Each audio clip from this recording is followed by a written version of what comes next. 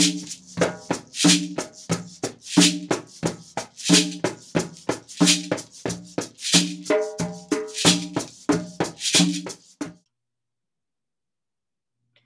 everybody. Today we're here with Michael Burke. Michael, why don't you tell us a little bit about yourself?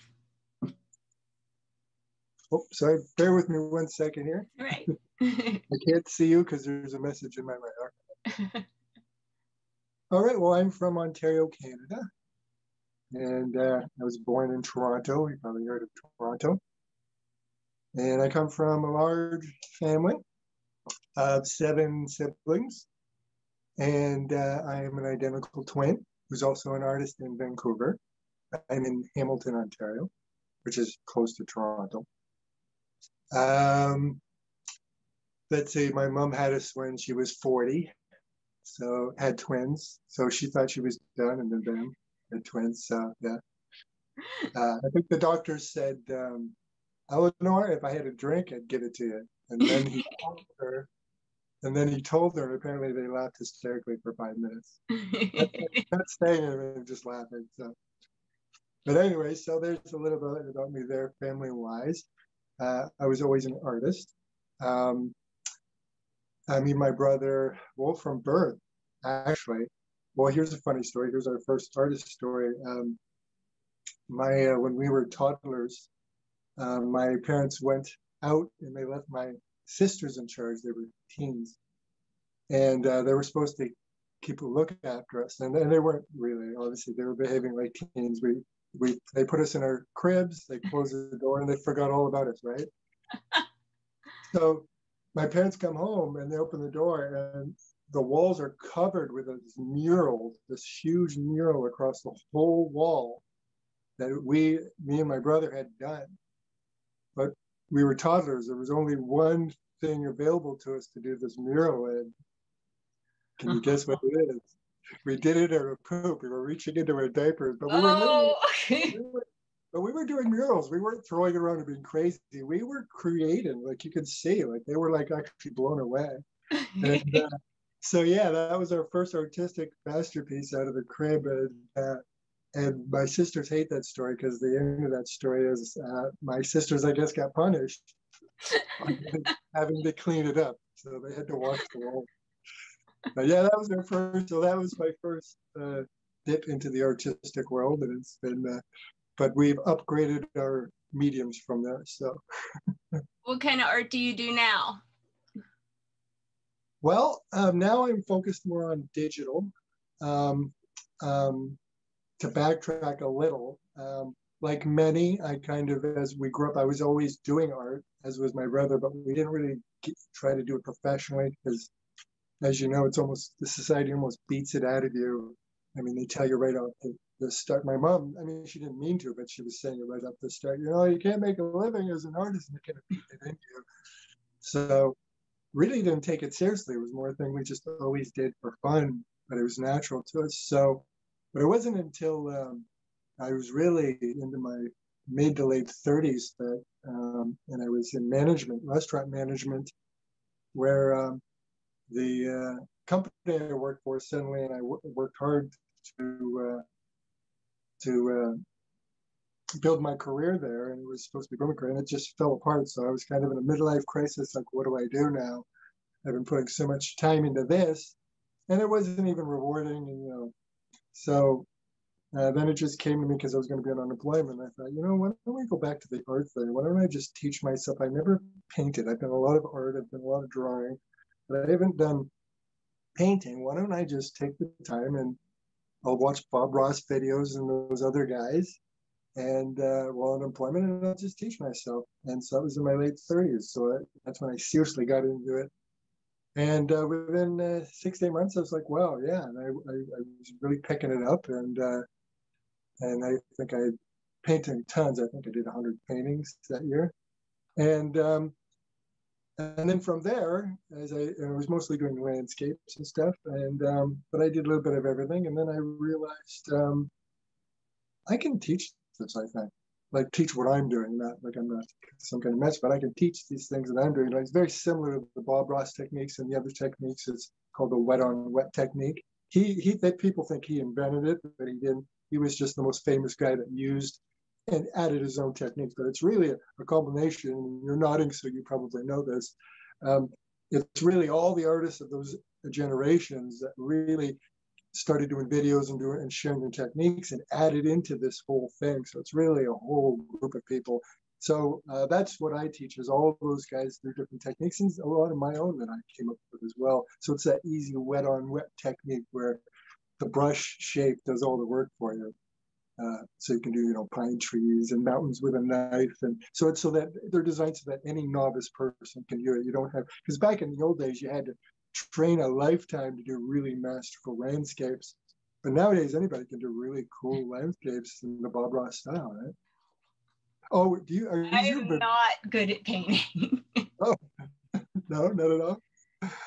But you don't have that gene. My mom and sister, great painters. Me, okay. No.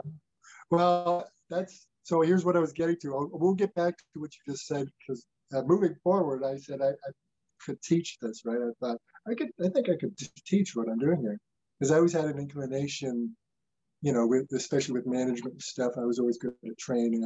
I just had a natural thing for it, but I never thought of it as teaching. But I thought, I think I could do teaching. So, and my dad, who's normally really, really supportive, and always has told us, you can do anything you set your mind to, and all that kind of stuff. But he was also old school, kind of, he didn't realize the conditioning he had. So there was this whole other side of, we'll do everything's within the rules, right? So he wasn't trying to be negative, but that's what I think this is, because he's normally a supportive guy. But when I said this to him, that I was going to do it, he says, you can't just go teach a workshop of painting. And I was surprised. I didn't like it. I was like, especially coming from him, because he's always like, go, go, go, right? So my immediate response is, oh, you want to bet? Watch me. That's what I said. And then a couple of weeks later, I rented a space at a church, and I got some flyers around. I got some people, and I did my first class. And funny enough, and it wasn't on purpose, but it was just fluke. But my class was full of professional teachers. My very first class. Oh, wow. Which was great for the feedback. So anyways, so when I did my first class, which funny enough, I'll admit, I didn't actually know what we were going to paint. Up to the moment the brush was going up. I mean, I had an idea. I didn't go completely unprepared, but I wasn't sure exactly what landscape we were going to do. But as soon as I started, it felt like I'd been teaching a lifetime. Oh. It just felt like, oh, right, this is what I do. So that's when I discovered I'm a natural teacher, and that kind of melded in with being a natural artist. So it was just like a fish in water. You take a fish and throw it towards water, boom, it knows what to do, right? Right. And I just sailed through, and it was a rough start, because I actually had this rich lady in my class, and so my very first class, this rich lady actually stopped at the beginning, stopped what I was saying, said, whoa, hold on a second, and started grilling me on my past. And I'm new to this, right? So she was trying to basically assert some kind of control in this class, right? So, but I answered her questions, and then when she wouldn't stop answering the questions, and it became apparent to everybody she was up to something, then we used humor. I kind of put her in her place, but used softly with humor, and then I just went on, and then she played ball after that, and it was great. So even with that obstacle, and even when I didn't know what I was going to paint, yeah, it was a fantastic first class. And then I ended up teaching those landscape techniques for 17 years, well over 300 students, to the point where then I thought, I think I'm done for a while, because I wanted to, it was getting a little stale. So my students at the time, about 6 years ago, didn't like when I announced I was going to shift. And so I decided to shift back to illustrating and children's books, which we really haven't gone into yet. Sorry, I'm just going all over the place. Go ahead. Have I answered your question sufficiently? Let's talk about your children's books now. So that was kind of, that basically started by, like I said, I was doing teaching for a few years, and then I moved to Hamilton for a job, from London, Ontario to Hamilton. And very synchronistically, as everything is, if you really pay attention, there's a lot of synchronistic roadmap if you look at our lives, it's really quite cool. So fate brought me to, and my mom really, I was looking after my parents for 7 years where they were ill, and they got better near the end of the 7 years. And I remember my mom saying, Mike, we love that you take care of us, but you got to go out and live your life and chase some of your dreams. And so it was really thanks to my mom and everything, and the fates that brought me to Hamilton, to this, of all things, a corporate job, which you would have never thought a corporate job. But the corporate job was tough, but I learned a lot of things, especially how the corporate world works. I kind of figured how it worked going in, but I really had no idea, but wow. And I won't get specific, but it was through the banking industry. So wow. So I did though, eventually, I mean, at first it was a rough, because I'm an artist kind of person. And so it wasn't a perfect fit at first, but I found my bedding and did really good there for a couple of years. And then fate stepped in again, good old fates, and we got downsized by India, the whole call center. So, yeah, so I went to work one day with a coffee in my hand, and then 20 minutes later, I'm walking home with the same coffee in my hand. I just got fired. What the heck? Because they kind of did it in a sneaky way. So I didn't know they tricked me in saying it was for some other meeting, and that's how they were doing it. They were quietly removing us from groups, which now is a standard policy in corporations. Back then it was a little more unusual. But anyways, so, I'm all go again to this career I'm trying to do. And the career falls out despite my hard work. I got promoted and I was doing great. So I'm walking home and I realized there was this trail to this waterfall near my house. So I'm going to go on the trail because I don't know what to do right now. So I just took my coffee, I walked on the trail, and I'm standing in front of the trail, and I'm seeing in this waterfall, there's great waterfalls here, but Hamilton's the waterfall capital of the world, by the way. People don't know that. But so I went to this little waterfall, and I'm looking at it, and the rocks, and the formations, it looks like a feline. It looks like a cat under the water. It was really cool. And just to backtrack for a second, like 8 years before, at 3 o'clock in the morning, for no reason, being a creative person, I thought of a story, and I started writing the story out at 3 in the morning, and the title came immediately, which is the name of my website in the book I'm still working on, which is Flower and the Giant. But it just came to me, this story. It started with this little girl in this forest and talking to this creature. And so I wrote this story, and then I kind of worked on it a little bit, and then I just put it to bed forever. So I'm sitting there looking at, again, after getting canned and downsized, and staring into this waterfall and seeing this creature. I thought, that would be a great character for Flower and the Giant. And then the light bulb hit. Because, of course, I'm thinking at this point at the waterfall, the constant thought is what I'm going to do now. My career fell through again. What am I going to do? Well, the answer again was unemployment, art. Let's finish that book, or at least start the book. So that's what I did. I started doing that. And then to fast forward this up here is I realized after working on it for a couple of years that it was going to take a long time. It was really ambitious. It is ambitious. It's sort of, I don't know what, I've lost track of the numbers now. I think we're well over 15, 17 years. It's been well over that, I think. And it's still not done, but it's really close, actually. It's really close. So anyways, after a few years working on that, and so after doing that and switching back from the corporate world, going back to the art again, I realized, so I would do that. Then I realized, well, it's going to take too long, but I do like this whole children's book thing. So I thought, well, let's just put it on the back burner for now, and let's try to get in and get into the industry. And so I got a job illustrating a children's book, and that's what I figured I'd do. I'd get some other books under my belt, get in, and then I can come back to this bigger one. And that's basically what I did. So I started a little house in Toronto, a little publishing house called Aspirations Publishing. Hired me to do Illustrator book called Under the Desk. That was my first children's book. And that was, it was 2008. And that was awesome. That was quite a challenge because, well, the challenge with that one is It's not an action. It's actually the writer. She's writing about her childhood. She has dyslexia. Oh, wow. And when she had it, they didn't know what dyslexia was. So I don't know what year that was. She's in her 60s now, mid to late 60s. So they didn't know anything about it. So she was a little girl who not only had dyslexia, but she didn't understand why she couldn't learn in school. And so anyways, so she decided to write in her older years, she decided to write a book about it. It's a fictional book, but it's based on that. So she wrote that book under the desk, and the reason it's called Under the Desk is she was always hiding under the desk. And that's what's up at the cover, is actually a character under the desk. So that's why it's named that way. And it's about her struggles with dyslexia. And the challenge with that book is because it's not an action book. So you're talking to young kids, but there's no spaceships or lasers or superheroes. So that becomes the real challenge with those kind of children's books.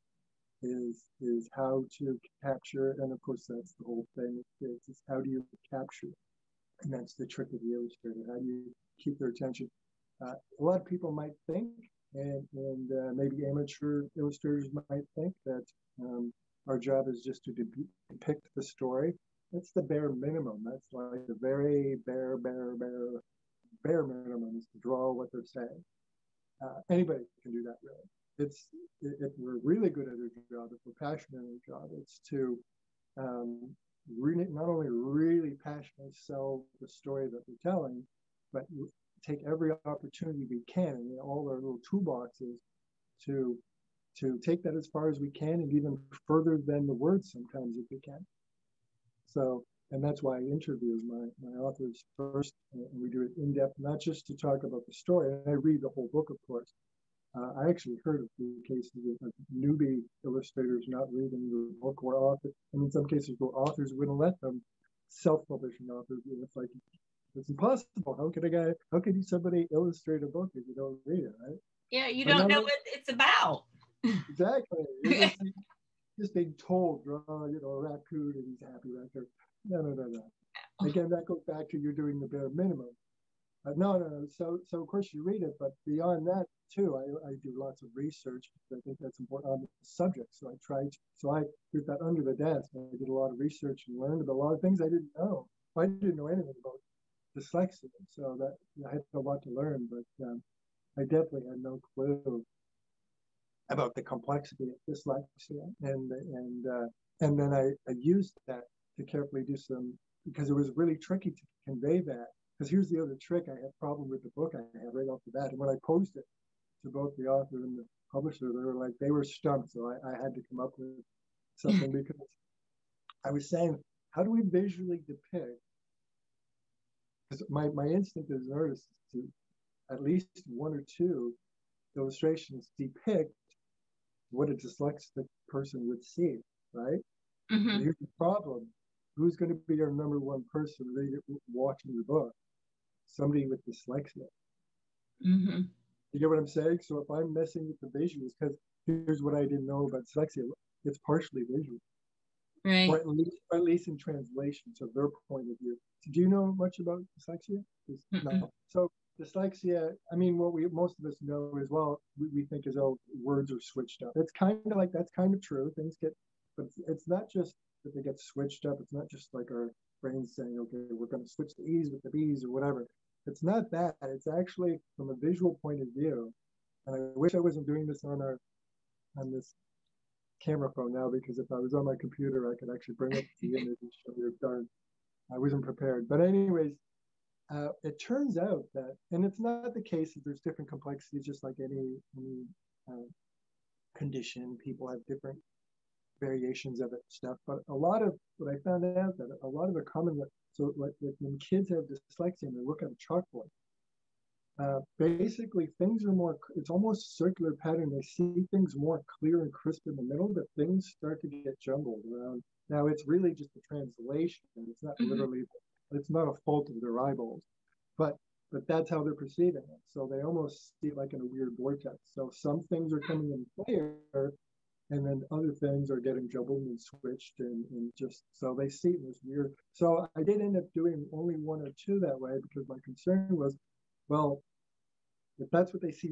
naturally, but then I take the same thing and I put it in their face because they're my audience, what are they going to see? Am I making sense? So it was a bit of a challenge. But it did work. We kept it limited to a few, but it was really also for the parents and for the people that aren't dyslexic, because it's not just dyslexic people that be reading it.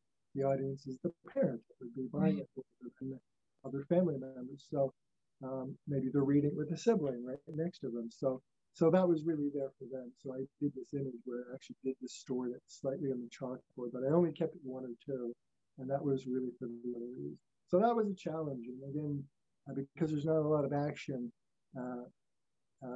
the interviewing and the research really helped. Another thing we did is with the interview, when I interview authors, I really delve into them themselves, or at least whatever they're comfortable with sharing, because I want to, because obviously the book is an expression of them, so I want to make sure that I'm honoring that expression. And also, it helps with ideas. So I like to put a little bit of, even myself, if I, with their permission, like with that first book, there are some images in there that we didn't just tap into her childhood, but we tapped into a little bit of mine. So my dad was in World War II, and her principal, who was not in reality, but this character who was created after the principal she grew up with, she let me kind of metamorph. This is what I mean about taking it further than the words. None of this was mentioned in the book. But all it was mentioned was this principal who at the beginning is this mean character in the book, and then he discovers she's dyslexia and becomes her champion and her helper. And so I conveyed that visually too. And visually, he looks very villainous at the beginning of the book, and in the end, he looks like a sweet old grandpa. And it's because perception, right? It's all how we see our perception. So then again, by doing the interviewing and then by talking, and getting permission to put a little bit of my life into it, because then that's the key of writing, as you probably know. Same thing with illustrating. You can put yourself into it. It makes it more real and more interesting, and you can do that, right? Same thing when you do with movies. You can put real stuff in there that impacts people. So this principle, based on her real principle, we decided, since the same time period, said, let's put him in the Navy like my dad, and would you mind if I put up my dad's ship? So my dad's ship is immortalized on the wall in the back of this illustration. It says the Rimouski, and that's there. So that's what I mean. And that's the other thing I like to do. And with my illustrations, a lot of artists like to do this. Great illustrators that I admire do this, is even beyond taking the story as far as you can and even further in the illustration, even just let them, even after that, just explore, just fun little things for them to explore in the illustration for a while, because that's fun too, right? And who I really inspired me, and really I would say I kind of honed my writing and illustrating style. I did a lot of research. When I did decide to go do the children's books, I read hundreds of children's books just to prepare. And really who became my mentor, although he doesn't know it, is Chris Olsberg. Do you know who Chris Olsberg is? Mm-hmm. So for those that may not know it, if you've ever seen the movies Polar Express or Zathura or Jumanji, those are all based on books. And so, that's based on his books, and he's brilliant. Have you actually read his books? I've seen the movies. I haven't read the books yet. Oh, you need to yourself. You need to treat yourself. They're short, they're simple to read, but this is why I kind of emulated, because I was in awe as soon as I picked up, I think it was Polar Express first.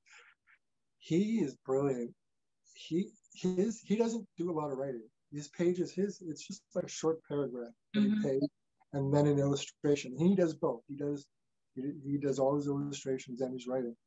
He's a masterful writer. He will put so much information into such a short paragraph, yet in a way that's so easy to digest, mm-hmm. that you just got it. So, and he does so in a very cinematic way too. And on top of that, he illustrates in a really cinematic, brilliant way. And again, that not just tells you the story, but takes it even further than the words did. Brilliant artist, brilliant illustrator. I highly recommend, even if just one of them, go grab one of his books, you'll be blown away. Every year at my son's school, they do like a Polar Express themed week. So they've seen the movie and they've had the book, and it's a lot of fun. So your son goes, so yeah, next time he gets in the house, have a look. he's incredible. So that's who I kind of learned from. I really started studying his books, and amongst all the others as well, and crafting my own. But now that's how I kind of honed to my style after. And so I kind of went all over the place there. You want to reel us back into it with a question? Or? Just what would your advice be for somebody starting out, either as a children's book illustrator or a writer, or doing it both, or, you know, an artist? Well, I would say to be practical. Well, first let's talk about what's really going on. Because since you brought it up, let's talk about it. Let's not pretend there's not an elephant in the room. The publishing industry has changed dramatically since the lockdown, global lockdown. And anybody who's paying attention online has seen it. And me as an illustrator, I've seen it. And it's both great and both, you know, not great. It's everything. And I think that's how you could describe what's going on in the industry now. It's just everything's going on right now. You know what I'm talking about? I think nodding, I assume you know what I'm talking about. Just so much going on between traditional publishers, self-publishers, vanity publishers. I mean, new breeds coming out. And it's because everybody's been locked home and suddenly decided to write that children's book. So it's been great for illustrators, but the competition, as you see in these groups, are massive. So literally right now, with no exaggeration, and this is answering your question, it's preparing them for the reality. And it'll go back to what I wanted to say about being practical about this. Is right now, literally, the prices range. If you go to any one of the hundreds of Facebook book publishing groups or children's book, if you post, I need an illustrator, whatever, you will get rates everywhere, and you will get hundreds and hundreds of people. It's pretty much what we call a cattle call now. And you will get hundreds from around the world will apply to it, will comment. Some of them are really applying, some of them are more spamming, because you can see, because they don't actually read the posts. Sometimes they're putting in the wrong posts. But some are real. But either way, you're getting all that. And they range from $5 to $500 per illustration. Think about that. From $5 to $500. That's an insane thing we're working with right now.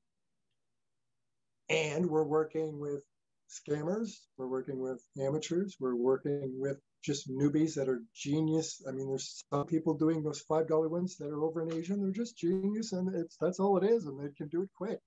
Yeah. There's all kinds of factors, right? But everything's going on. So the competition right now is huge.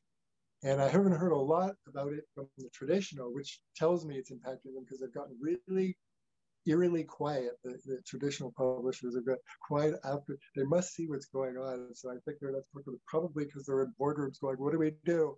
Because what they did years ago with the self-publishing, when it was a small threat, was they started buying out, and I don't know if you know this, they started buying the self-publishing companies. So they were still getting that money. So they were taking little successful mom and pop publish your own book things, and traditional publishers actually were buying them. Now, again, the game has changed, so I don't know how much of that they're still into. But again, strange, they've become really quiet. But everything's going on right now. Like I said, the rates are all over the place. The styles all over the place, which is great, though, for people, for variety. Sure, get any kind of variety you want now. So it's great because there's a flood, but it's also very competitive. So again, the reason I say all that is back to your question. I didn't forget it. Is you got to be practical. If you're thinking about it, the first thing you need to do is say, why am I doing this? And that's why I say first be practical, because that's not the first thing you want to think about. That's not fun. But you really want to think about the fun things of writing a book or illustrating a book. But in truth, you want it before you're going to commit any time or resources, right? And jump into what right now is a circus that's changing. You kind of have to shift with it. That's what we're all doing. We're all shifting with it and adapting. So before you get into that melee, best ask yourself and be honest with yourself. Take some time. So I'm seeing a lot of newbies come in. I'm in a lot of groups, so I've really been paying attention and talked to a lot of people, and I've done a lot of small consignments as well. So illustrating. So I really got a good beat on it, and a lot of people are going in it for different reasons, and it doesn't matter the reason. There's no right or wrong, but it's good to know why you're going into it, then decide, is it worth it? But a lot of people are skipping over the why first, and that's important. They haven't really realized, like, in other words, most people who already started the process of illustrating and writing books, mostly authors, I would say, if you were to suddenly ask them, why are you doing this? They'll kind of get stumped for a second. What made you decide to do this? They'll get stumped for a second. So it's okay, whatever your answer is, but figure it out. Is it for the money? Is it because you just want to do a book for your son, and you always wanted, because he has a rare condition, and he has one color different here and one there, and you thought it'd be cute in a book, and then you want to make it a gift to him or whatever, something more personal, whatever. Great. Doesn't matter the reason. Maybe you really are an aspiring author. You've always, since you were young, you've been jotting down stories, and it doesn't matter the reason, but you want to first figure out the why first. Once you figure out the why, then you can figure out if it's worth it, and then you can do research. And that would be my next thing, is once you decide if the answer is yes, I still want to do this, and I understand why I want to do this, then research. And once you've done that, do more research. And don't just be lazy in the groups. I'm seeing a lot of laziness, but I think that's just social media conditioning, where I'm seeing a lot of people asking. It's not that they're dumb questions, but you see lots of questions where I can see you haven't done a stitch of research yet. You just popped into a group and went. And sometimes it's just vague. Like, I've literally seen people come into these groups with all these professionals and say, any advice? Literally, any advice? Period. Not hello, my name is so and so. Just any advice? Just like. That's like the same as saying, anybody want to empty their vault for me? I'm too lazy to even do a full sentence, but can you just empty your vault for me? So this is what I mean, is you gotta, and again, that person probably hasn't figured out why they're doing it. You know what I mean? They haven't figured out a lot of stuff yet. This is more a whim. There's a lot of people doing it on a whim. And there's a lot of people not doing it on a whim, but they're just lost. So again, first thing straight. So regardless of what you want, figure out why you want to do it, and then then do lots of research. Yes, go into groups. Don't get me wrong. Ask lots of questions. It's a fantastic place to ask lots of detailed questions. But first, go online generally. There's lots of articles. There's so much free material that you can get. People have been sharing for decades, since the internet's been around, sharing writing tips and illustrating tips. So YouTube, same with illustrating. So all the free, even though there's lots of resources you can buy, if you don't have the budget, a lot of people don't, it's all there free. So do that first, do legitimate research. And then once you start to get a handle, but there's some gray areas, that's when you can then jump into a group and say, I don't get this whole kit, this blah, blah, blah printing. Because then you have a more specific question. Right. And then you can get the real help, because now people will jump in who've had, because that's when you really see that's what's great about these groups, is you can really see, especially self-publishing, everybody helping each other and figuring out the kinks in these different publishing programs, and what is good and what isn't, and what problems and what are the solutions. So as long as you have more specific and you're passionate, it's a great place. But do legitimate research first, and then go into the groups and kind of learn that way. And so that would be my first advice. And just make sure you really, when you're, to backtrack again, when you're deciding if it's worth it, look into the cost, look into the time, look into your expectations too. That's another one when deciding if you want to look into when you're doing all the research. Because a lot of people going in and they're hanging it all on instant money success. Not meaning they expect to be rich, but they're immediately self-publishing, thinking, and that's actually not it's like any business. I can see the way you're nodding your head, you understand. It's like any business, you have to have a net behind you of some sort. So that tells us that when people go into that, they haven't done enough research. So research. It'll tell you whether maybe you're not in a finance, because you will need some kind of financial backing, even if it's just a few months to be able to do it, or maybe it's just in that money in the sense of time, or maybe it's you need, if you're an illustrator, you need a program, or you need, you know, a pad, or, you know, whatever it is, right? You have to work in, can I realistically financially do what I'm intending to do, especially if you're going to self-publish a book. Especially look into marketing. What I found out, I started in traditional publishing under the desk, as I mentioned, but after that, I self-published a book. Now, unfortunately, I learned what many learn is don't even bother if you don't have a real substantial marketing budget. And that's just unfortunate in the modern day world. I thought I could get around that. I thought with hard effort and lots of hours on the internet, I could scoot right around that with just, I did have a budget, but it was really, it was $1,000 budget. And I didn't use it properly either because I didn't do enough research. So again, do your research. So I didn't use it in the right place. It certainly wasn't enough. So you got to, when you're trying to decide if you're going to do a children's book, you got to, yes, research the publishing cost, which can vary depending on the companies. You want to really research because there are a lot of scams out there and a lot of, I don't know how to put them. Scams, the best, nicest way I can put them right now. So you really need to look into that, the different costs. You need to look into whether it's even feasible that you could come up with the money. And then another thing, a solution, but it's also very complicated. You'll look into Kickstarter. So that's a big booming thing right now. And it seems they're really working, actually. I'm actually shocked. I'm seeing newbies coming on and raising massive amounts of money for their books in a short period of time. It's actually really cool to see. So, but it's not a simple thing to do. And I certainly don't know anything about that. But that's another thing you're going to have to research if you don't have funds. So again, so much to research, the different publishing things, the cost, look into Kickstarting, and you'll need some cost for that first start up, not a lot, a little bit, and all the intricacies of how that works.